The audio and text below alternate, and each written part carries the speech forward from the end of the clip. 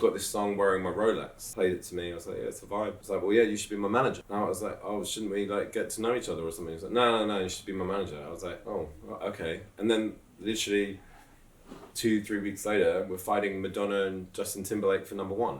Our sponsors, for the perspective, Fireway Pizza are offering you guys 20% off using our discount code AD20. Use it today, man. Save money, be patterned. We got you. AD20, Fireway Pizza. I say good morning to an esteemed manager, entrepreneur in the music industry, John Woolf. Thank you. Hey, good morning. How's it going?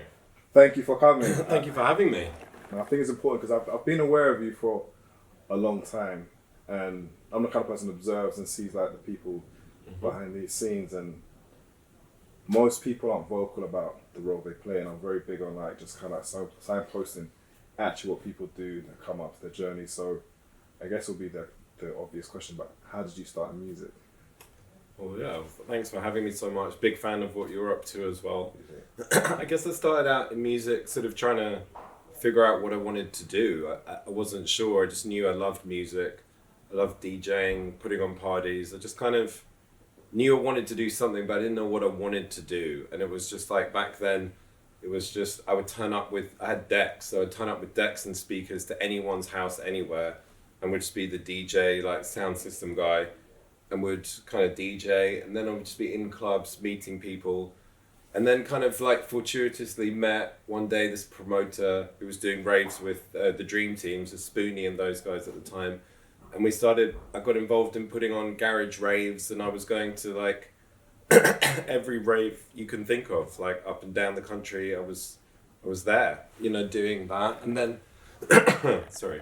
And then it kind of just, I just knew I loved at that time, the music excited me, and I wanted to understand more about how the music was made. And I was going to studios, I'd go to Jason Kay's house, who sadly passed away, but like I was there in his kitchen with Sticky when they were making like classic tunes. The studio was in the kitchen, and I was just like being around studios and people and learning how to create and do things, as I had like a musical understanding from being able to play some instruments, but liked very much just being in studios and felt inspired by being around people, watching them make things. And then at the time I went to university for a year studying history. I don't know what that was about, but I just thought I liked it, and I didn't really have a clue what I was doing.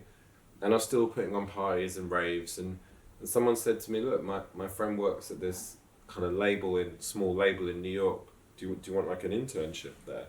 And this was 2001, and I moved to New York in 2001 and worked at this label called Giant Step. And my job was to sort of mail records to people, like before Shazam. Like I sent the first Craig David album to like people, or the first Gorillaz album to people, and you'd ring them and be like, what do you think of this? What do you think of that? And I remember at the time I got fired from that job because they had this amazing database of people.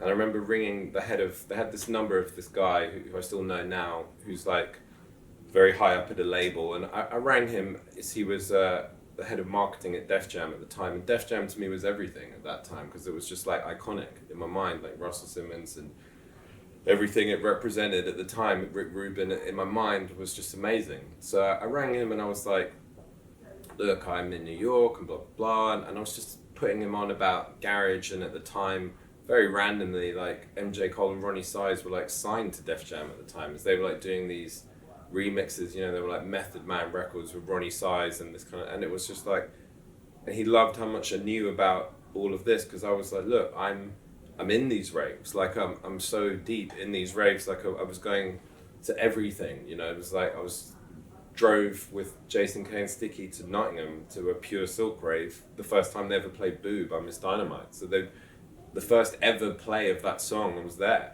so it was like I was entrenched in it, and the guys at Def Jam liked that about me. And I went to see them on my lunch break of this thing, and they were like, wow, you really know a lot about this music and this culture.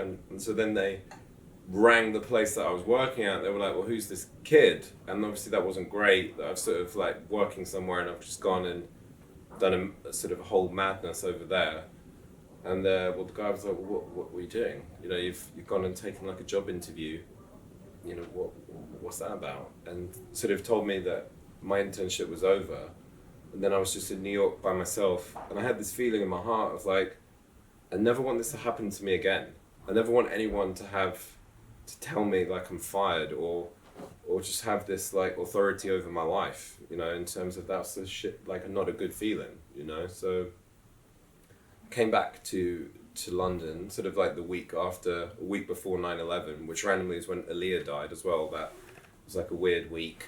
And then I kind of just wanted to figure stuff out. I was still kind of involved in putting on the parties and events, and people liked kind of coming to those of mine. And then at the time there was a thing called Zomba Publishing, so it had like you know, like Backstreet Boys, NSYNC, like Tribe Called Quest, like, I mean, I was going to say R. Kelly, but that's like, you know, can't really, but yeah, he was amazing at that time, you know. So it was like, I then got to sort of shadow people around that time. A guy I worked with, sort of, that let me intern with him, signed MIA and signed Daft Punk.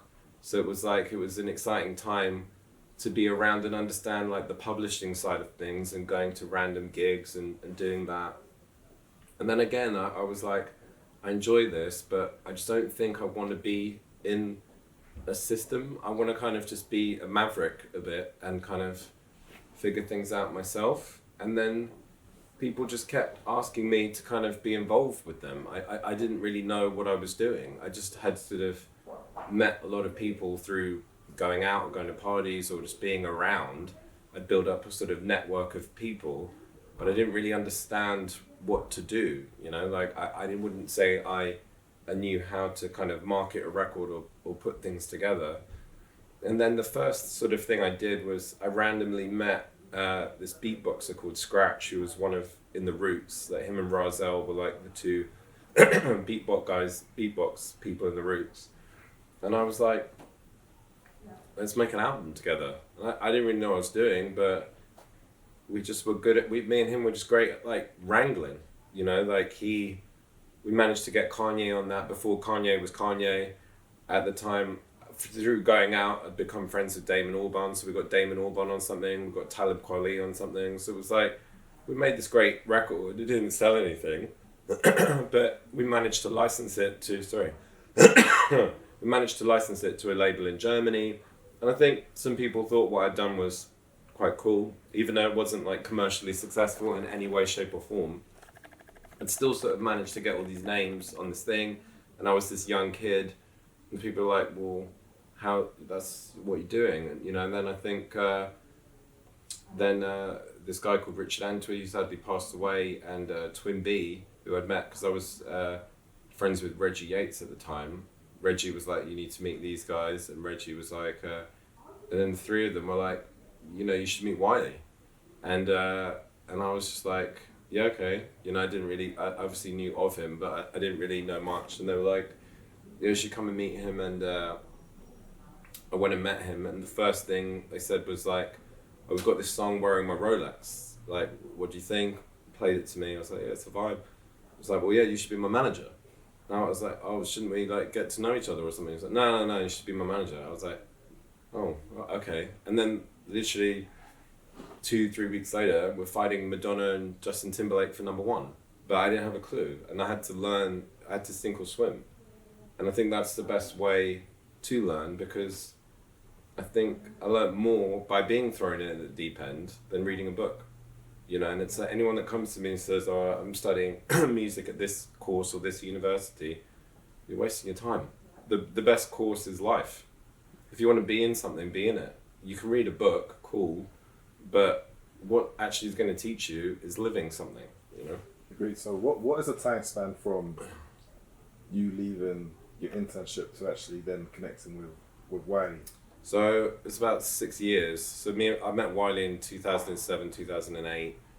I'd sort of been in New York in 2001, then done some internships at, like Zomba and other things around that time. And then early 2000s, was just sort of doing anything, like DJing, putting on parties. Again, I was just sort of, connecting, like back then, your Manny Nortes and other things were just doing like West End parties with me. Like I was getting to meet all these people, and we were all just trying to do whatever to put on parties or listen to the music we like. the guy who founded Boiler Room was hiring me to DJ at parties in a random bar in Chelsea, you know, but like little did I know he was going to go on and found Boiler Room, but we were people that liked music that wasn't being played in certain clubs, so we were all trying to put on our own things or do something, and I think it helped like form a community, you know, if like people like, oh, we like going to things. And then, you know, I would put on these parties at this place, Bungalow 8, that doesn't exist anymore, but that used to be in the St Martin's Lane Hotel in the basement. And everyone you can think of came in and played there, like, and played for free, you know, from like Mark Ronson, De La Soul, like, to like Shy FX, Ronnie Size, but like, because I don't know why, but the club would be like, let me program whatever music I wanted. So I'd be like, well, I want to go to a rave, but I want to go to like a comfortable rave. So I want to have drum and bass and garage and MCs and like hip hop, but I want to be in a place where the place only held 100 people and it was kind of like this room, and I want to feel like it's my living room. And it was like a place where everyone in the industry just went, same as like Yo-Yo on a Thursday. Yeah. So it just felt like you wanted to go to a rave and you knew that was the place everyone would be. Yeah. You just wanted to be at something that felt like, yeah, maybe I don't want to go to the kind of more underground rave over there. I still want this music and I want to be around people in this industry I want to be in, you know?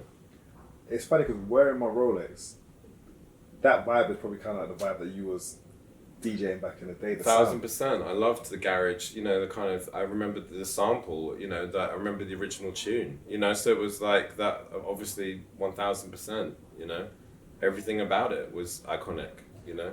When you talk about, okay, so then you're managing Wiley, and I think that time period, we don't have Spotify, it's obviously there's none of that. Nothing. So it's traditional CDs, right? Yeah. So. And then iTunes, yeah. Who was he signed with at that time? Atlantic. Asylum, yeah. Okay, Asylum. So when you come on board, like, and it's like almost sink or swim, how do you start navigating, and like you're battered in Madonna, like how do you start navigating that space now as a new manager? Are you having to get like advice from your peers? I was like terrified that I was gonna mess this up. You know, I was asking his lawyer at the time, I was asking anyone that would speak to me. I was going to them, like, asking for help. But then I was coming up with ideas myself. You know, I knew that, for example, I knew Mark Ronson at the time. So it's like, I got Wiley on tour with Mark Ronson, and Mark brought us on tour with Jay-Z. So at the time, I connected us with Mark and with Jay-Z, and we were doing these big shows with Jay-Z and these other things. So it was like, I knew I had ideas and things of what we could do. And I knew I had ideas, like, creatively of people I thought he could work with. But I thought, at the same time, the most important thing I did was go to people who I felt could help me in terms of like, what am I doing here? Because I'd never been in a chart battle with someone before, or I didn't understand what are the best things we should be doing. And also, you know, at that time it was like Rewind Forum. So it was like you had, you know, the biggest thing I remember at that time would be like, we'd be having so much success with wearing a Rolex, and some like Adidas Trainer 4 would write, "Oh, you're a sellout." And then he'd be like, he'd jump on that and be like, be more affected by that one comment than sort of, I don't know, this accolade over here or this chart position over there. And I'd say to him, you know what, you've got to look at things in perspective. Like, no one's ever going to be happy. You're never going to be able to please everyone. This one here wants you to stay doing grime underground freestyles. This one here isn't paying for your house.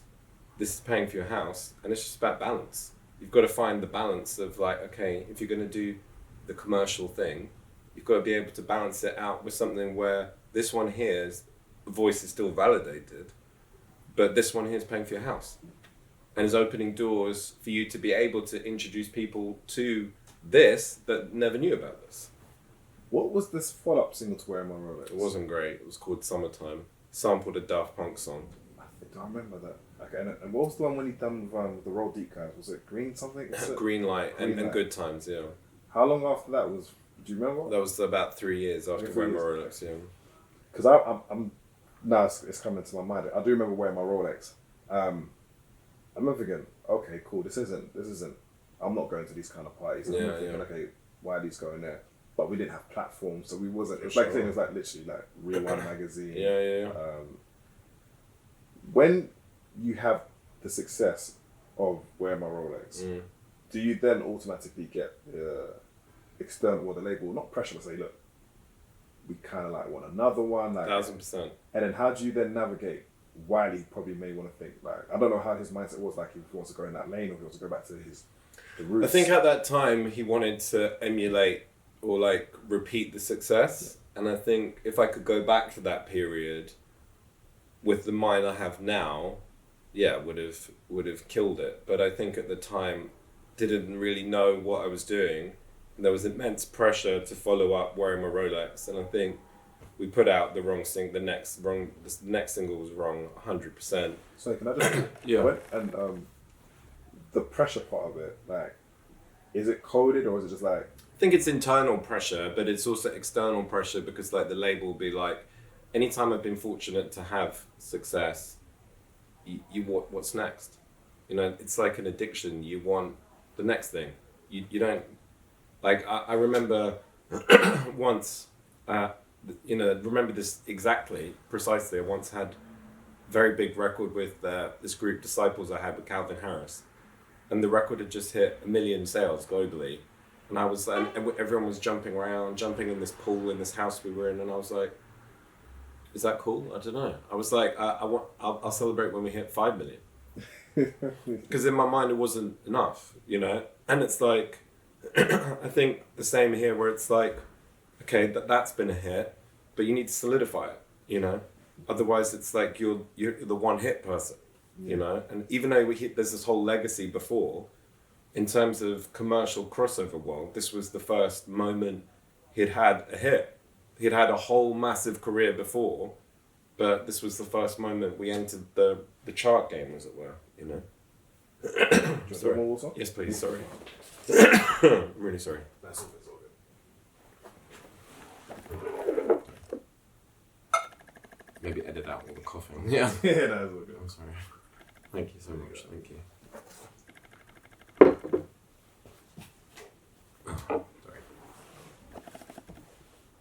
So I think so. At that point, that was the first time you managed. Had you ever managed anyone like? Not managed anything on that scale. As I said, I'd done the scratch, the beatbox guys from the roots, and you know, I'd had a lot of like cool. You know, that kind of gave me, all the cool kids at that time thought, I guess, that I was a bit cool for 2 minutes because I'd done this like beatbox album and had like Talib Kweli and Kanye and Damon Albarn, you know, had all these things, but it didn't do anything. Did zero. But it was just cool. Would you see it? So that was basically A&R and putting music together. Yeah. We'll still continue with the wider thing in a second, but at that point, what part did you enjoy the most? Was it the DJing? Was it putting music together? Putting music together is like still to this day my favorite thing in the world, and it always will be. You know, just like I've always liked to think I have these out the box ideas or things, and seeing some mad thought come to fruition is the best feeling in the world. You know, like DJing, I was never the best DJ, but you know, like look, I'll have fun at like a drunk Christmas party, and in my mind I'm EZ or whatever. But like, you know, I think the feeling of like, oh yeah, let's connect this one to this with this one and see what happens, is a great feeling. You know. Okay, so, and I think what's key, the parts I've got is like, you follow the passion. You know, I think that's key, and I think the way that things are now is like people just go on the internet, and I'm not the same, but like I started my platform 14 years ago, but I started probably like 16, 17, and it's like amazing. We talk about Twin B, like where everyone is now. Like we can see that we all started from. But it's nothing. amazing, you know. To touch on something similar, like, you know, I was very close with Jamal Edwards, and you know, it's like, for example, Jake Gosling, who I look after, we did You Need Me, I Need You at Jake's studio. You know, it's like I saw the beginning of SBTV. You know, and it was like that was someone again who just had a passion to just do something, and I think that's the most important thing in the world. He wasn't sat when I met him thinking I'm going to turn this into a brand, into a thing. That might have been the dream, the goal, but the same way my passion was just music, and that's you pray that you can monetize that and turn it into a business. But I think ultimately, at some point in your life, you've got to try, at least feel like you've tried to pursue your passion. It might not always be realistic or financially viable. But I think within your soul, you have to feel like I tried. Because the worst feeling is what if, you know? You don't want to be that person later in life being like, I wish I'd done the acting thing, or I wish I'd tried the music thing. Because why be that what if person? I will echo just even that part. At the beginning parts of like 2010, those times, no one really saw money from it. Like it had to be passion. And I think kind of like full circle in a space where you have to really be passionate now. Do you know what I mean? Like someone like Jamal, I remember just seeing his platform. I was like, I've never seen this before. Like it literally was like he was showing possibilities. 100%. And I think it was always from a pure place because there wasn't someone dangling a check. When you're out filming, 100%. There's no money there. He had the purest soul, like the purest soul. You know, like rest in peace, Jamal. But like he had the purest heart. Like, you know, I'm also the type of person I might not speak to for like a year, but if we see each other, it's just such love, you know, and like you just feel happy for those people in life where you're just like, you know what, there's a lot of people in life that will appear when they want something, need something, this and this. There aren't many people that just kind of have the integrity that he had and just wanted to, you know, just kind of, you just want people to do well in those situations. I remember other people, you know, coming into the game where it's just like, I don't need anything from these people. I don't want it, but I just want to see them do well because, you know what, they're good-hearted people and they're the same person that I met then that they are now. And that's kind of what you want to see, you know? Yeah, no, rest in peace, Jamal. Moving back onto the Wiley situation or working with Wiley, and I was saying to you off camera, I was like, with the whole situation of managing Wiley, how long were you guys actually?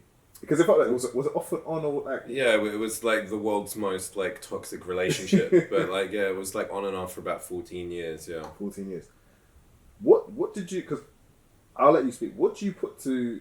Is it just like you guys weren't aligned? Was it that he just felt at times he probably doesn't need the manager? Was it that you weren't a yes man? He wanted you to like what? Do you know what it is? I think no, the opposite in that like, if he showed me something, I'm going to tell you 1000% what I think. And I think that's a problem I have to this day, that I have zero filter. And it's like, but he has even less filter. So sometimes like that's going to clash, you know? And it's like, I also think he's a genius. Like, and the reason I stayed going back to him is I thought he inspired me as an artist. As a person, I think he has his issues, but I think as an artist, I think he was a genius. Like, he is a genius. You know, like, and that inspired me to be around people that creatively, I think, wow, like, he's so musically gifted and he had such an amazing A&R sensibility in terms of there's so many people that wouldn't be here without him. And that's the reality. Like, I wouldn't be sat here without him, and I can't not say that. You know, at the end of the day, I'm proud of everything we did musically together, and we, you know, we believed in each other at one point and raised each other up. I'm sat here because of him, and he is able to have a nice life because of me, you know, and like, we even texted this morning with each other, you know, so it's like, we both know what we did for each other's lives, and I think sometimes, you know, just madness got caught up along the way, you know.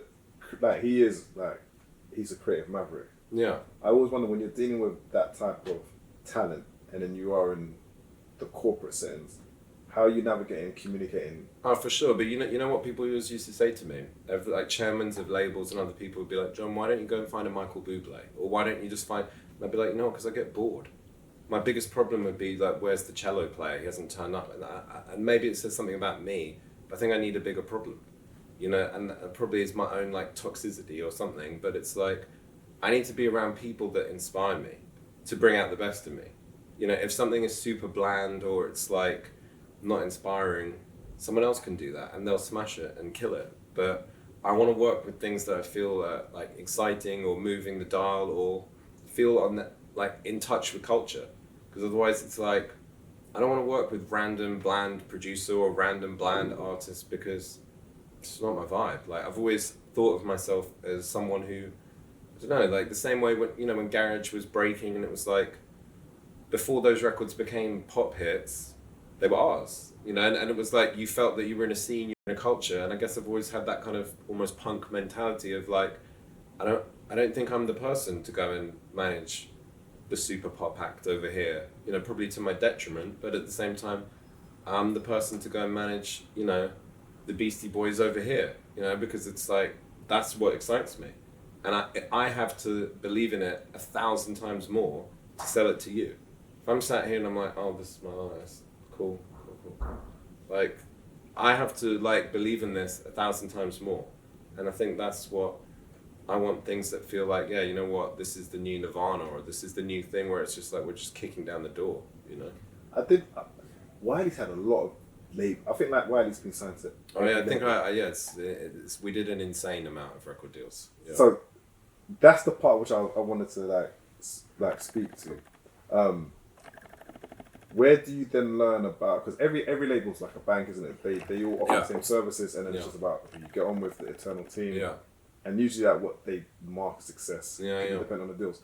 So when you're going into all these different labels, obviously probably in cahoots with the lawyer per se, how are you approaching what the best way to navigate the best deal to future-proof his long-term security? With Wiley? With Wiley. I think it was just about who I felt would like be able to get on with him. And, no, just being real. I thought like, you know, he's a character who's going to be able to like, what is this person going to be able to deal with what's coming, and are they? That's most important, because ultimately all the labels, if something's moving, can deliver, but it's more important who's the person that's actually going to be talking to him, and is that person going to be able to kind of like communicate with him in a way that isn't going to just destabilize everything. And that's kind of what it was, you know. And there were times where we'd sign one deal within, like, I remember the maddest one was, I remember we did a deal with All Around the World, and they were so nice to us, you know. It was a good deal. Rich Costello did that deal with us, and we got, you know, it was a nice deal. They even, at the time, they gave us money. They gave me money to go and get Joel Santana. So I got Joel Santana and gigs on a record with Wiley. It was called Bright Lights. It never really came out because Wiley got upset and leaked a bunch of music.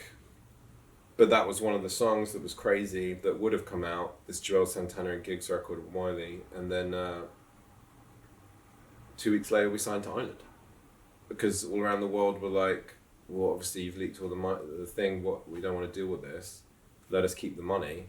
And 2 weeks later, I went and did another. So that was just a mad situation that I look at now and I'm like, what even was that? You know. But that's how did you feel like you woke up and it's like, you know, every day was like, it was a stressful time because it was like,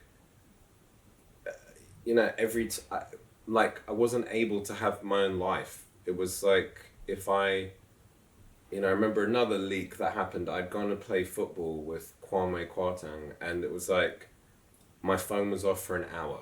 And in that hour, because he couldn't get hold of me to ask me a question about one song, a whole album got leaked. I remember that he was leaking. And it was like insane amount of music. It was a constant stress for me because it was, you know, I'm the one that has to deal with the repercussions. Or if he doesn't turn up to shows, I'm the one that had to deal with the phone calls or this or this or this. So it was like, it was immensely stressful for me. And I think there came a point where we both needed to kind of like, I needed for my own sanity to go and work with other people to be like, oh, this isn't normal. Like, I need to just like prove to myself and perhaps to him that I can have success with other people, you know? I was going to speak to that part. Because it does happen to some managers now. Their reputation can take a hit, not based on how I think if I'm honest with myself, I think I would have been offered situations in buildings if it wasn't for him. You know, if like Wiley had been a tiny or had been like a, you know, like a more just like together person, yeah, I would have had like label deals, and no one's ever offered me a job. Let's speak. Not that I would take it, but no one's ever come to me and said, "Oh, do you want to come and work at this publishing thing?" Or this and you saying that is actually interesting because I would have just assumed like that would have happened because the accolades, like you tick all the boxes. You've been here from the start. That there's things you pull together. there's a global insight of being in them. Like it ticks all the boxes, and it's just, I will say, like, whether you would have taken those jobs, did you ever at any point feel like you're being overlooked, or like? I think there's been moments in my life where I've thought to myself, I've looked at certain peers of mine, and I've thought, oh, they've got that. Not, you know, I'm happy for everyone, and I don't want this to sound salty, but it's like, you know, you look at some people, and I guess this speaks to my no filter thing, but yeah, I think sometimes you do feel a bit, yeah, like, oh, what do I have to do here? You know, like, this one's doing this, but they've not really had many hits, or they've only just had this whilst I've got that, and no one wants to kind of say, do you want to come and do this? But so that's what I think spurred me on to kind of build my own mountain, as it were, you know, because it's like, I think when you stop seeking the validation, it's like freeing. Because I think if you constantly feel like, oh, I need to be validated by this one and this one, it's like, well, they're not in charge of your life, you are, you know? Like, I need to kind of do my own thing. And if at some point in life people are like, you did okay, great. If they don't, I know I did okay, you know? What do you see as your, like, management style in terms of, like, when you're doing deals? Right, because I could tell, like, you're probably like a creative manager as well, right? But then also you understand the business. I think when you're doing deals, you just got to be honest with you've got, like, if something says a competitive deal, I think you've got to home in on where do you actually want to be and where do you not? Because you know what, you're going to need those people at some point again in life. So you can run around and wind everyone up and drive the money insane. But ultimately, if you're saying to this one over here, you know what, this one's offered me £100, you've got to give me £200. Is it £200 because you actually want to go there, or is it £200 because you want this one to give you 250? Because at some point you're going to need that one again, and they're going to remember that how you treated them on that deal. And it's like, that's the most important thing, I think, is just to be a straight shooter. And I'll come to people and I'll say, this is what it is. If you want to do this with me, this is what it is. You know, you might not want to do it with me, but I know I'm going to need you again. So it's like, yeah, I'm going to make sure I do absolutely the best deal for X client, and, you know, make it competitive or whatever, but ultimately say to the client, who ultimately do we want to be with? Because let's focus on that, and, you know, give you another option so you've got something to think about, but not do it in a way that people are like, oh, you know what, that wasn't cool the way they went about that. Because I've seen people wind up deals to a point where people are like, oh, you know what, I just don't want to deal with that person. But they'll get an enormous deal, but then the industry will be like, oh, you know what, I just don't want to deal with that person. That happens, and I'm glad you touched on that, because part of what I feel is happening is, like, it's almost like managers and sometimes lawyers are almost moving like agents, where it's like they just run up the numbers, and, you know, it just makes it actually harder. And it's what Dark was even saying to me, like, on the other end, it's like, you want your P&L to look good, you can take a big amount of money, and when it doesn't work, no one else will touch it again. 100%. You know, how do you communicate to the clients that, like, it's not just about the money? Because some people are driven by their personal circumstance, and depends on you touched on it there. Depends on their needs, you know. What do we need at this moment in time in your life? You know, what's important? And ultimately, this is a loan, you know. And it's like, what do we need? What's important? And then figuring out, I like to work backwards, okay? So it's like, if I'm sat here with you, where do we want to be in 18 months' time? We work backwards and we think, okay, these are the things we need to do. These are things we don't need to do. And this is you know, you can take the easy money here, but that might jeopardize this money there. You know, so it's like with brand deals, you know, it's like you can go and grab this quick money here. You know, with Koji, we get offered all these types of brand deals. You could take this quick money here, but that might affect the bigger goal of this money there. So you have to think like that. What actually is the long-term thing versus the quick gain, you know?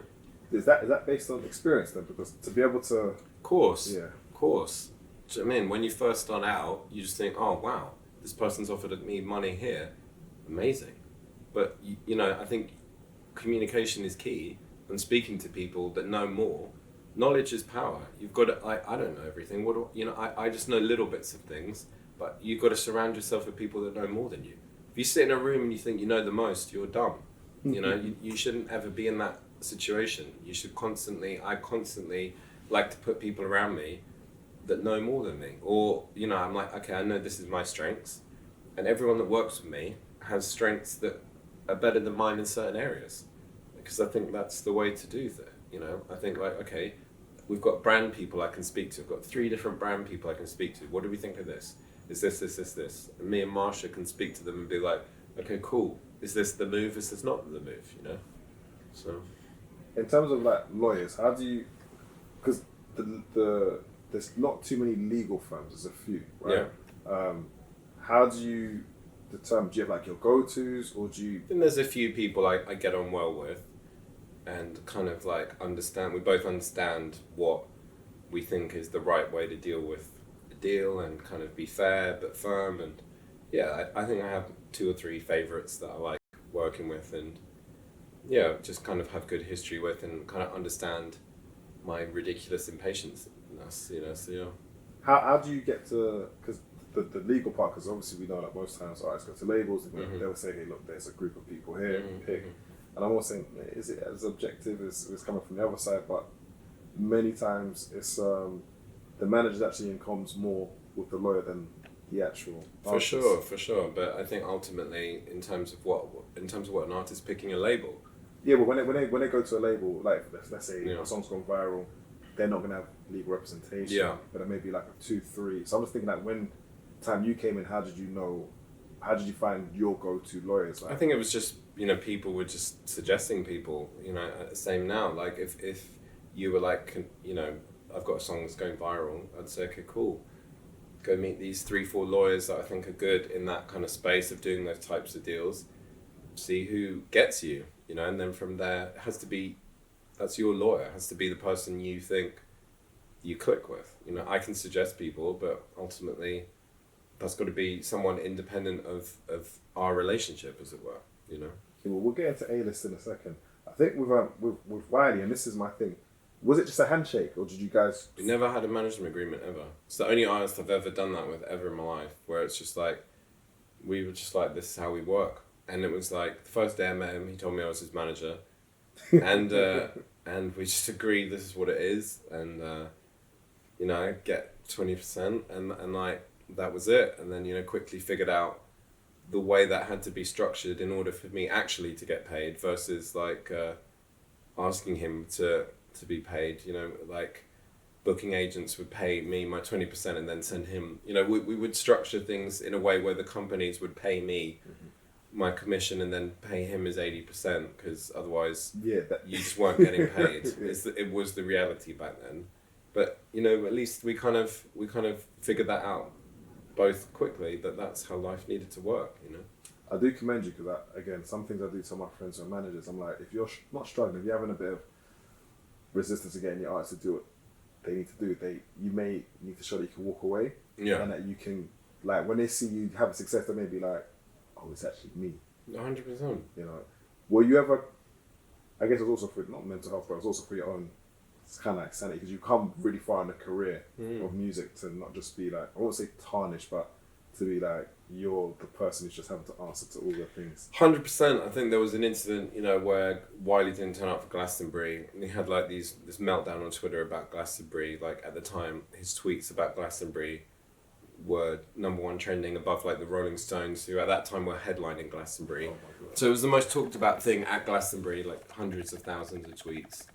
And he got banned from Glastonbury, which I managed to reverse, because I managed to get him back to Glastonbury 7 years later and like headlining one of the stages. But at the time I thought to myself, you know what, this is actually now affecting me, because it's like I'm now being viewed in the same thing, because people will just associate me with him. And I think to the same point that I touched on earlier about why perhaps no one ever invited me into the corporate structure, is because I think they associated the madness with me.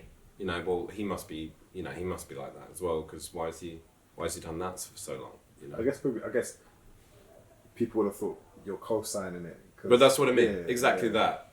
But how could you be next? But it's exactly that. It's like if you're precisely that. If your friend is doing something insane, but you're not, but you're in the car with him.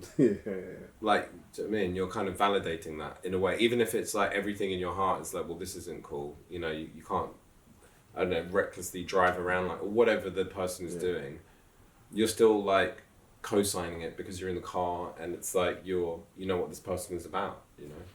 So was that the one that made you actually Was that the incident that made you? I think that was like, I was like, you know, this isn't great for me. You know, like I've got to be in survival mode as well at this time. You know, and I think at that time, I didn't feel overly inspired by the music he was making at that time, and was still working with him. But I just felt I've got to find other things to work on. Like I have to.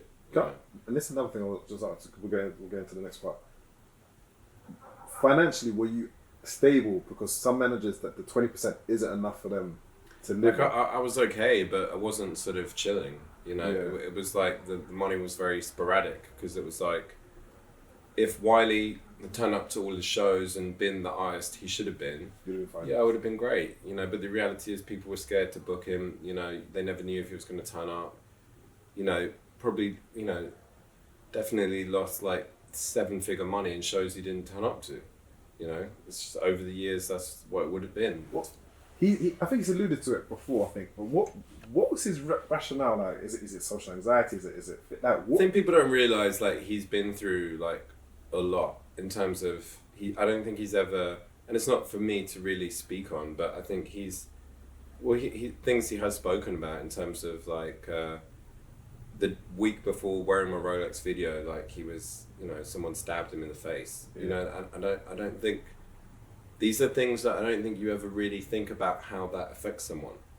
And you know, I'm not a psychiatrist, but I think it did create severe like trauma within him that he didn't address. You know, and I just think I can't speak on sort of why someone acts in the way they do or why they don't turn up to things, but obviously frustrating. In my mind, I'm like, 1000%, if he'd turned up to everything, he would have been an arena act, you know, and he would have headlined Glastonbury. He would have been like this absolute icon, but he was decided to be the sort of like maverick sort of Frank Ocean type thing. I'm going to turn up when I'm going to turn up, and you're going to get what you're going to get, you know? You know, Frank Ocean is probably the closest sort of genius comparison, where it's like, well, you know what? We love your music, but we don't know if you're going to turn up and perform, you know? And I guess my last one within a couple ones with the Wiley situation, because that's a big part of your career. What would you define were your biggest achievements? And then also, Wiley's spoken quite openly about how he views the label system, the industry. He's spoken about other artists. Like I know when he was going at Stormzy, you've got a relationship with Twin B. Like how? So the first part is, how did you? The achievements you had with Wiley? What would you say they were? And then when he started to be outspoken about other things in terms of like the industry and like some artists, how does that affect, if at all, you? Because these are people that you would have crossed paths with, where you have to have meetings with again. Yeah, sure. So the first one, what was I most proud of? So I guess most proud of, what am I most proud of?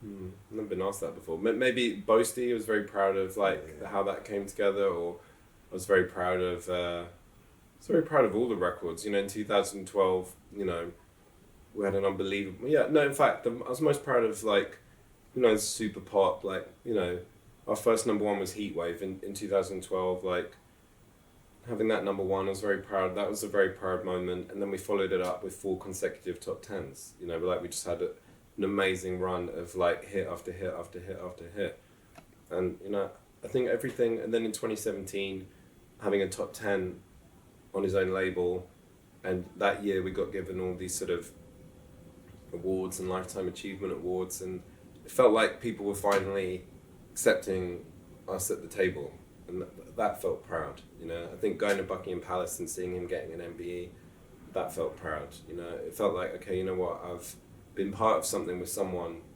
who moved the dial and was like, a lot of people owe their seat at the table to him, you know. Whatever personal stuff he kicked down the door for people to be here. Like, there's no one on earth that can tell me different, you know. He is the reason a lot of people eat. It's facts, you know.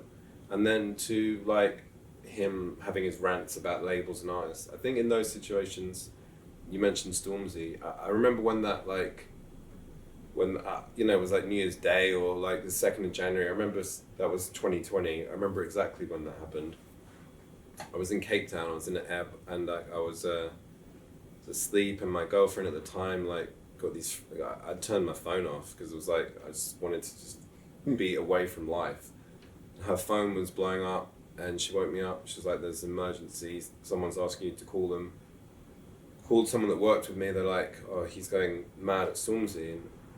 And the first thing I did was text Toby, who manages Stormzy. I was like, "I just want you to know." And whenever something like this happened, I would reach out to the artist or to the person, just be like, "Look, for example, this happened with Ed Sheeran before, and I'm very close personally with Ed, so I would always make it very clear to whatever artist, it's got nothing to do with me. My feelings aren't his feelings. You know, like I have the utmost respect for Toby and Stormzy. I think they're incredible. Same for Ed and Stuart and other people. I would be like, whatever he's saying doesn't represent what I'm saying.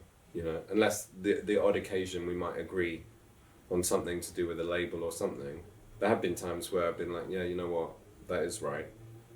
But I've always made it clear that his voice isn't my voice, you know. Yeah. But then that's hard because some people can't draw the line. Yeah. But then thankfully Well, that's basically them knowing you. But then enough people like know me as a person to be like, I don't think I would ever act like that, you know. So going into like creating A-list, I think that's really important that like the experience has informed your decisions to go and create something for yourself, create your own table, your own seat. Like, how do you even go about formalizing it? Like, because that's a new space, and like, you know, you've got like, this is it. Not it says what it's on the tin, but this is what we do. Yeah, yeah. This act, no real contract. We're now going to get the business in order. How challenging at all was it building A-list from the ground up? I think it was quite challenging, you know. Didn't know sort of what we were doing at first, and the way I met, like one of the first acts I took on was super duper random, you know, like this girl had asked me to come in the studio. She was having like hits with people at the time. I went in the studio and I was like, well, who are these kids producing your stuff? And I was, you know, this kid, Deval, and turned out like they were in this band called Disciples, and so they were the first thing I did. And at the time, you know, I grew up obviously loving dance music, and there was that Azarian Third sort of band there, that Hunger for the Power song that Jamie Jones blew up remixing. And I was just like, oh, they just remind me of that. They're just cool. They're such a vibe. There's three of them, you know. And I was just like, I was so into it. And again, I think musically we just understood each other. I think it was just the meeting of like minds at that time where I understood what they needed to be, and I think we just completely. It was just such a marriage that worked, you know. And within a year, you know, I had success like 10 times what I'd seen with him. You know, I had the biggest song in the world with them, with Calvin Harris. You know, they wrote a song. I managed, it's a random story. I became obsessed with the song Impossible by Chantal that James Arthur then covered. And this girl called Ina Rolson wrote it. And I just suddenly thought to myself, she needs to write with these guys, but they'd never had a hit. They were no one, and so I was just running down her publisher and her husband to be like, please can she come to the studio? And they just kept turning me down, and I just kept being like, any other person with any ounce of self-respect would have just given up, but I just didn't, and I was just like, no, like I'm so convinced this is what needs to happen in life that I spent the next few months just persistently every week saying, please can we have a day, please can we have a day, please can we have a day, until they realised I was never going away. And I think that came from like, I remember when I said to you, I was in New York in 2001, I remember every day I was in New York, I'd get hold of someone's phone number and I'd ring them 50 times like a day or something.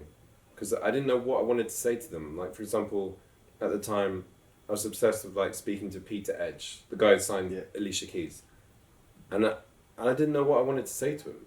But I just thought, like, I want him to know that I exist and I have a voice, you know? And so I would ring so many times to the point that the secretary would, like, know me, but she'd, like, start talking to me or whatever. And then one day she put me through, and, you know, he spoke to me kindly for about 10 minutes, realised that I didn't have anything to sell him or say to him. And I didn't know why I did that, but I just knew that, like, in my mind, the only way something's going to happen is if I just, like, I've got to be on this relentless hustle. And even now, sat here, I might not be a bugaboo now and run you down like that, but at the same time, nothing's coming to me. I've got to go and get it, you know? And if you sit here and you're complacent, that's when you're going to take your eye off the ball, you know? So with the Ina thing, eventually managed to get her to come to the studio with the guys. She turned up, she was like, oh, this isn't a session for me. And she tried to leave. And, you know, I said, well, look, please, could you just stay for like half an hour? You're here. And she stayed. And in that half an hour, she wrote How Deep Is Your Love? And then we sent it to Calvin. And Calvin was like, well, could I be involved with the record? We're like, of course. And then he sort of added his magic to it. And, you know, to date, the record sold 15 million copies. You know, so it's like... But that was the moment I realised, yeah, you know what, like, I kind of do know what I'm doing, you know? Did that kill the imposter syndrome, if that ever was any? Yeah, within my soul, having made, like, worldwide success with them suddenly made me feel like, yeah, you know what, like, it's not all Wiley and his creative genius. Like, I feel like I do have something to offer here myself. Because you actually orchestrated that. But 1000% orchestrated it from, like, randomly becoming obsessed with this super random song, finding out who wrote it, and insisting upon like them working with my sort of unheard of trio, you know. So it was just, but I think I lived and breathed it with those guys. I was so passionate about them at the time that was like, I felt like we were just in tune with each other and understood they were just so great as a threesome, and I was so great at understanding and hustling for them. I think it was just like, we were just a great little clique, you know? I feel like timing and alignment's really... I feel like at that point you really needed that. Yeah, 100%. How do you look at growing the roster? So who's on the roster of A-List Management? Also currently, yeah, so Koji Radical, an artist called Elderbrook, and then we built out like a big producer roster. So we have Sammy Soso, who produced all the Tyler records, so we're very fortunate that we did all of Tyler's album. I've heard really great things about him. So yes, he's just like the most pure-hearted person in the world. Then we have a producer called Jake Gosling, so we had a lot of success with him, with Ed Sheeran, with Shawn Mendes, One Direction. Then we've got a producer called Ghosty, who's like been big in the drill space. Got a producer called Show and Prove, who did all the cool guy, yeah. So we've got him as well, and like that's what we've kind of tried to grow is like, we're not trying to do the most, we're just trying to do things that we really care about, and we have a multi-instrumentalist called Teo as well, and it's about doing a few things like well versus like 100 things, you know. I won't say what's next, but with like producers is different to artists are different, and genres change. So how do you look at, because the economy of music is completely changing, we don't know where AI is going, like we've seen what's happening to Universal, things are contraction, like PRs are getting taken out. It's all changing. Do you as a management company have to adapt, or do you stick to your guns and just... You have to adapt, and that's why like we're pivoting into the sort of the rights business, you know, like with our producer Jake Gosling, we've just set up a label with ADA and Atlantic called Hotel Records, where it's to sort of sign singer-songwriters. As obviously Jake found Ed, so you know, Jake, the first EPs that Ed put out were with Jake. The first album, Jake produced the whole first album.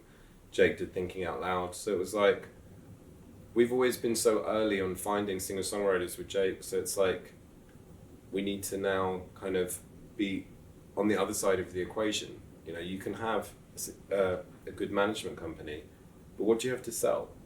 You know, you could fire me tomorrow, but what do I own? I don't own anything, you know, so having rights feels like the most important thing, because I've sat with big people and they've said to me, what do I have to sell? You know, what rights do I have? Do you think it's, and I've been speaking to a lot of my friends and managers, I'm like, bro, you don't have anything. You don't own anything, yeah. But I think in America it's a lot different. 1000% different, and that's something, you know, like... UK slow to it, right? 100%, you know, like, I remember, I'll tell you something, so like, when I started managing Wiley in the beginning, Wiley was saying to me, because I kind of had this understanding of studios, and I was like, knew how to produce a little bit or whatever. So Wiley was like, go and arrange this song for me, or do this or do that for me. And in my head, like, I was like, well, yeah, I'm doing this. And then, you know, someone came to me and said, well, we want to give you a publishing deal. You know, so someone actually came and signed me to Sony ATV at that time, which was a bit insane. But like, at the same time, I then helped Sony ATV find loads of other things. So, because I didn't want to be a producer or songwriter, but at the same time, so many people looked at me like, oh my God, how dare you go and do a publishing deal? But then in America, you have someone like a Mike Caron who is like writing hits, or, you know, owns the label, owns the publishing company, writes the song, and that's lifted up, and that kind of entrepreneurial spirit is encouraged. Whilst here at the time, people were looking at me like, oh, yeah, literally, yeah. You know, but I was like, but I'm like producing or writing, I'm in the studio because like Wiley won't finish a song, and I'm like learning how to arrange his songs or doing these things, and then someone's come to me and said, well, do you want a publishing deal? And I'm like, because they see the business in what you can do. Yeah. Yeah. And I'm like, okay, you know. That's a key thing, because there's like, and when I was at PRS, I would see this. I could look at the back end, and I'm like, you can see it's like fractional shares. And here in the UK, like, I've been a part of many records, and I'm like, mate, I actually put like every component, and then you're looking at PRS, you're looking at the publishers, you're looking at the labels, and it's like, you can look at these plaques, but there's no residuals. And then when you do go into the rights part, you're like, okay, cool. It's also trying to not oversell what it is, but look, this is just what it is. It's the same thing with a label, same thing with like, but you're only seeing me now. And I think there is a part where managers are meant to be impoverished sometimes. Like, don't have too much. If you're doing too well, then you must be manipulating the artist. I think you have to make your peace with the fact that it's a thankless job. You know, I think if you constantly wanting validation or pats on the back, it's a lonely situation. You know, there'll be times where you think, oh, like, I remember it was like a significant birthday of mine a few years ago, you know, and someone, I was like, oh, definitely going to get me a nice present, you know, and they don't. But then the distinction that I worked with a songwriter called Carla Marie Williams. Like, she's my good friend. She wrote Freedom for Beyonce, a bunch of other songs. Remember years and years ago, she turned around to me and said, there's a difference, John, between your industry friends and your friends. Because I always used to think, she was always like, oh, you're too buddy-buddy with people, right? And I was like, because I think I like to just be friends with people. And I think the minute you can make the distinction between who's there when everything's going well, those are your industry friends. Those are people who are just like, oh, I want to be around this success, right? And then say when it's not going as well, and they still want to call you, those are your friends, you know? And it's like, you've got to be able to see that, because when you have success in this industry, there's a lot of fake people that come. But you have to quickly know and navigate, okay, you know what, who's actually, and not feel weird about it, because it just, you just have to understand this is what it is. And that's like any industry. People will kind of circumnavigate towards something that's doing well and want to talk to you more because it's doing well. But I think psychologically you have to kind of differentiate between, these are my industry friends and these people are actually my friends, you know? And it's like, that's the thing with the manager of like, you just have to, you know, not seek validation or this, and just kind of see it as, this is my role, this is my job. And if you can't think like that, then I think this is not for you. Going into the rights, so again, did you not feel earlier on that you could go into the rights part of like the business? 100%, that there were so many. Were you not confident? Was it like? I think so many, well, for example, as that I touched on briefly, Sony TV signed me randomly, and I kind of went to them, you know, they put me in a few random sessions, and I think after like one disastrous Liberty X session, I sort of turned around to them and I was like, I don't think this is working, but what I want to do is bring things in, and you can kind of like recoup your money by things are brought in, you know. And I'd been offered structures or things, and I don't think I kind of pursued them or set them up enough, you know. But like with the Sony ATV thing, I wish I could have gone back and structured that better in terms of my own publishing company, you know, because I helped them sign Ed. There was a group called Pendulum, like Knife Party. Sorry, you said you had that. Well, a guy called Luke McGrillis signed Ed to Sony ATV, and at the time BMG was trying to sign Ed, and then Luke had come to me and was like, because he knew I was friends with Ed and Jake and Stuart, the manager, and so Stuart Camp, right? yeah. So they'd come to me and said, well, you know, can you put in a good word or something? So all I didn't do anything other than I just sort of said, well, look, you know, I think Sony really want you. They're willing to match what BMG want or pay a bit more. And I don't know if it helped or not, but like, you know, I definitely was like another person trying to egg it on. I can't sit here and take credit, but because that was... I do think that's important. And it's funny because actually, so it's like, I kind of like wrote this on my story of like, and I'm not talking about Ed, I'm talking about in the industry, like even a conversation to expedite certain things is like, you could be a doorman. I open a door, but people will say, okay, cool, that's the door to go through. Those marginal things, we can never know what they can be, but it does play 100%. A part, but it doesn't get 100%. Spoken about or compensated. For sure. And I've always thought about it, and I'm like, oh, you know what, if I could go back in time and, you know, and anyone in hindsight would do things differently, wouldn't they? You know, but it's like, I think there were times where, yeah, perhaps I didn't have the mentality I have now in opportunities I had before where, you know, me and Wiley were offered label deals or this or that, and it's like, I should have been more confident to run through those doors, I think, you know. That's key, because I know a lot of people in that space now. What do you put the lack of confidence to be like? I don't think it was a lack of confidence. I've always been very confident, but I think it was more like lack of like, I don't feel that, yeah, like now I have such an understanding of like, okay, this is how we're going to do it. This is how the deal's going to be. This is this. I think then I felt like I didn't know enough, if I'm just honest. I think it was more just like lack of, not confidence, but lack of perhaps like knowledge of how to really execute something. If I'm going to do something, I've got to like, I'm never going to do something for it to be like, meh. Yeah. I want to come in and be like, oh wow, he's really... To mirror the confidence of other things that you feel confident about, like... Yeah, I want to be able to be like, you know what, they're smashing it over there. Like, you know, feel confident in the labour situation with Jake, that the right people are in that equation for us to find something that's going to win, you know? And I think I didn't have an infrastructure. It was just me when these conversations were coming at me before. And I think now I've sort of got a support network around me. Amazing, yeah. It's much easier for me to kind of want to do things because I feel like, okay, you know what? I've got a little team. I feel like, whilst before everything was just me, and it was like, you know, a bit overwhelming, you know. How do you pivot work-life balance? Not well, probably, yeah.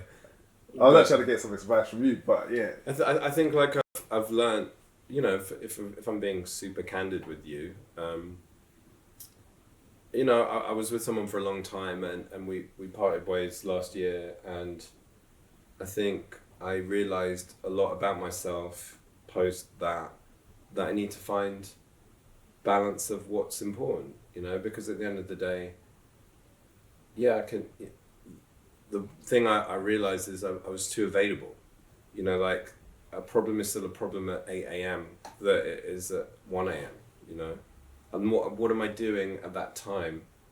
Unless it's like an insane problem, like someone's been arrested or something, but the problem is still the same at 8 a.m. And sometimes it's important to detach yourself and be with people that need to look after you as well. And you need to look after them, you know. So I think, yeah, finding that balance, I was just like this work maniac. And it's like finding balance is something I'm still trying to do to give myself more happiness, I think, you know. Yeah, that's a key point. My partner was like, we were in Dubai, and I said to her, look, you're on holiday, I'm still working. And I think, look, as you said, like when you're self-starter, like you feel the pressure. If you don't make it happen, nothing happens. But that's it. If you work at a company or a label, you're in a job. Yeah. You're in a 9 to 5, and that's your job. If you're your own person, the clock doesn't stop. Shit only happens if you make it happen. So it's like I find it impossible to go on holiday. So it's like I go on holiday when it's like for work, or at the end of the year I go on holiday, and I'm kind of looking around like, oh, but it's like I need to, but then I'm learning slowly how to like, just be still because I need it. I need it for my own peace of mind. I do think like the only time I think in the industry is that 1 week around Christmas. Yeah, but it's the best time. Yeah, it's like that Christmas, New Year, so the first week of Jan. Those are the 3 weeks where like that's sacred to me in terms of I go somewhere, sit somewhere, and kind of just like I am on holiday. Yeah. The rest of the time, I might go away somewhere for like a show or with friends or something, but I won't be allowed to be still. Good. Yeah. Because there'll be 300 email or whatever, like something will be happening, and being the person I am, I'll be like, if you message me, like I'm the type of person that I feel rude if I haven't replied to you within probably 30 seconds, which isn't normal. I'm aware it's not normal, but it's like someone emails me, I'm the type of person I'll be like, yeah, I need to like reply to this, unless it's something I don't need to reply to, but like 9 times out of 10 I'm probably coming back like fairly rapidly. So I guess some of my closing questions to you is, even about like communication, I feel a lot of managers can improve on their communication. I've had experiences where there's money on the table, there's great opportunities, and it's like I'm chasing, I'm like 2-3 days, 4 days, 5 days, and then the opportunity goes. What kind of like, what's your kind of tip box like? Probably even the managers that you have who work with you, or just things you've seen in the market with, like as an effective manager, these are the things that you should know this is part of your role and how to. I think people have to feel that they can communicate with you, and that it's like the most successful people are the people that like are willing to communicate with anyone. I think you never know where an opportunity is going to come from. I think I've seen so many managers of artists who are like blowing up, and everyone's like, oh, but it's a nightmare to communicate with this one or this one or this one. And then they quickly have to realize you can't just ignore the emails. You've got to like get an assistant, or you've got to like be more on it, because you're just missing out on opportunity. You can kind of close off the world around you, but then you're closing off doors to bigger things because you think, oh, this is how you need to be. But you've got to be open-minded. And you've got to be like, the same way I was saying about the deals, how you kind of move or treat people, you've got to be the same. You've got to kind of like be, respectful and communicative, because you never know who this person, I talk to everyone the same. The person that opens the door to the person that's the chairman of the company, they're not different. You've got to talk to them the same, because you don't know who that person opening the door is going to become. And that person who's the chairman is probably going to have the door opening job in 6 months. Yeah, that just to concur with that, treating people with respect, and it's how they feel in a meeting, and people respect it. Sometimes it's like, look, I can't do this still. But just be honest with people. Yeah, just give them context and leave it there. If you're honest and you're kind of keep it 100 with people, they might not like what you're saying, but how can they say anything bad about you? Yeah. But if you kind of are disrespectful to people, you don't get back to people, or you behave in a way, they'll be like, well, you know what, that was a nightmare. And when there's a bigger opportunity, they'll be like, no, you know what, the way they were on that last thing was too mad, And so talking about this whole situation you got with Jake, are you partners in it as well, or? Yeah. So we're partners in the label, cool. So that's good. Yeah.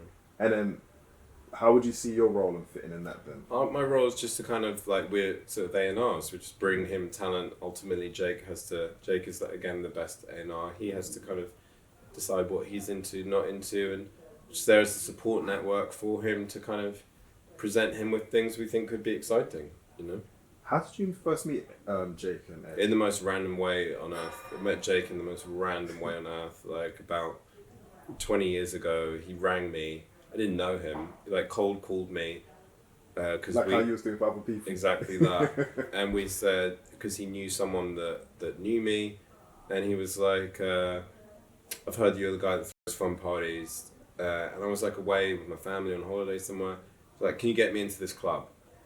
And I don't know why I did, and it was a random. I got someone to come and get him and got him into a club, and then we just, this like friendship started from there, you know, and it was amazing. Yeah, and look, Jake ultimately found Ed, and a big regret of mine is I didn't see what Ed was when Jake first showed him to me. Like, I didn't get it. I didn't understand it, you know, and I am honest with myself about that. I thought he was an amazing singer, but I didn't get the rapping. I was like, I think Ed wanted me to kind of validate it or like it more at the time, because he was like a Wiley fan and he loved grime, but I didn't understand it at the time. And, you know, I think I was honest about that. And, you know, many years later, you know, I'm in awe of what him and Stuart have done, and, you know, I'm grateful that they still kind of are nice to me and stuff like that. But it's it definitely was one of those things, one of those moments. Yeah, again, I wish I could get my like time portal and be like,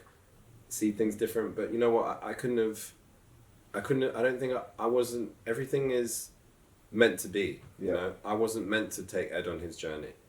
You know, that was Stuart's path. I was just meant to kind of be like, oh, you know what? That's cool. What did because Darker spoke about it as well, that he didn't quite get it. Well, difference with that is there was a competition with Ericsson mobile phones, I think it was, and Ed had won this competition to sign to Ireland, and then they didn't want to. Yeah, what was that? They won a competition with Ericsson mobile phones. I remember that, and then they didn't want to put out the single, or they didn't want to put out the album or something like that. And I think a lot of people at the time didn't get what Ed was doing, but I knew Ed was great. It was so obvious he was great at singing. I just didn't understand the rapping thing, but it was amazing to have been around him, you know, and I went to his first ever gig in a pub in Ladbroke Grove, and, you know, that was the moment I did think he was the star. We went to this gig, there was about 10 people there, and Ed jumped on a table and kind of captivated everyone, and like people were just kind of drinking and didn't give a shit, but I've seen it go from a pub in Ladbroke Grove to Wembley Stadium, you know, and I've been at the pub at Ladbroke Grove, and I've been at Wembley Stadium with him, and it's like it was inspiring. It was in terms of, it was just like, that was just a kid that kind of like was sleeping on my sofa sometimes, you know, like and it was just infectious to see and be around, you know. Yeah, I'll say in closing, I think that you've been around on many inspiring journeys, and I know those journeys also be littered with, like, I won't say personal hardships, but challenges. And I think that's the statement, or that's a testament to actually being in the industry for like 10, 15, 20 years. And I do wonder, not, I won't say the state of where the industry is today, but the TikTok, the algorithms, You know what it is? Like, you've got to go after things that you believe in, you know, like, perfect example, you know, I touched on, we look after the producer Sammy Sosa. Like, I'm half South African, so like, I believed in Tyler, like, when everything was blowing up, when she initially got signed to Epic. That was a few years ago. So she was signed a few years before Water, that perhaps people don't realise that. Yeah, I didn't know that. So she was around, and there was like, she did an enormous deal a few years before Water, and everyone was excited about her. And then nothing happened with her for a few years, and it looked like it wasn't happening, and she was going to get dropped or things like that. But in my heart, I just really believed she was something special. And like, I just thought, you know what, she could be like the next Rihanna, like if she just had music. And I said to a guy called Josh, who works with me, who kind of looks after Sammy with me, I was like, you know what, I just really think Sammy should work with Tyler. And I just kept, the same way with the Ina thing, I just kept persisting. And then Josh, who, you know, thankfully has turned into like a better version of me, persisted with Tyler's team to the point that, you know, we sent Sammy to Atlanta, and that became what it became, you know. But I think the point that I'm trying to make here in a roundabout way was, we believed in Tyler before any TikTok thing happened with Water, and that I initially just felt she was a special artist, and then the lightning struck and TikTok came on board with Water. But I think you have to initially, and in your heart, think, what do I actually believe in? Because it's like there's no longevity in a random TikTok strike of magic. I initially felt everything about Tyler has the source of something that could be special. If you have that lightning in a bottle moment, amazing. But you have to kind of initially believe that that person is something and then hope you get that moment. If you just rely on, oh, you know what's the latest thing on TikTok? It's where's the real artist going to come from?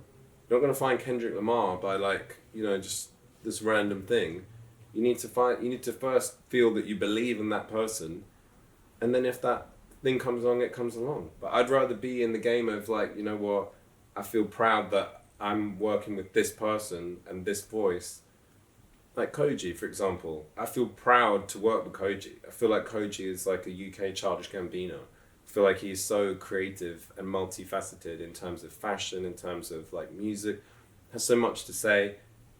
Like that to me is more important than like, oh my God, I've got the latest TikTok thing and it's going mad. I've been involved in TikTok hits and it's great. But at the same time, you feel more sense of pride to be involved in something that really moves culture as opposed to has 5 minutes of attention. Yeah, I think Koji's a generational talent. 100%. And I think he's who he is. He can be here for 10, 20 more. But that's more important to me than the person that you'll have one unbelievable summer with, What would be like the lessons you learned in the music business, and what do you now? And I guess you touched on it, but what do you now define as your purpose in music?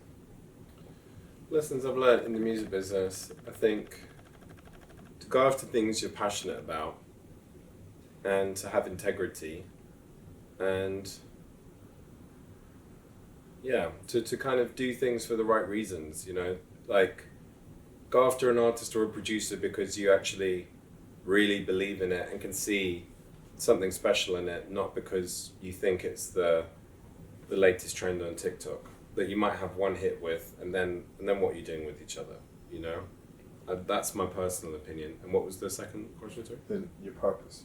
I think my purpose is, what I feel now is supporting the people that work with me. I've built a little team and I want to see them win. That gives me pride in like helping instill all the mistakes I've made and things that I've done right or wrong, but more like you learn more from your mistakes. So I'm able to turn around to my team of people that work with me and say, I want them to now go and win, and help them, empower them, and speak to other people and help empower them, because it's like, that's more what I'm here for now. My purpose is to pass the baton on to younger people that work with me and try and win with them, because they give me the new energy to be like, this is the 2.0 now, like, let's go, and it's like, my purpose is to help them become better versions of themselves and do better than me, Yeah, honestly, Sean,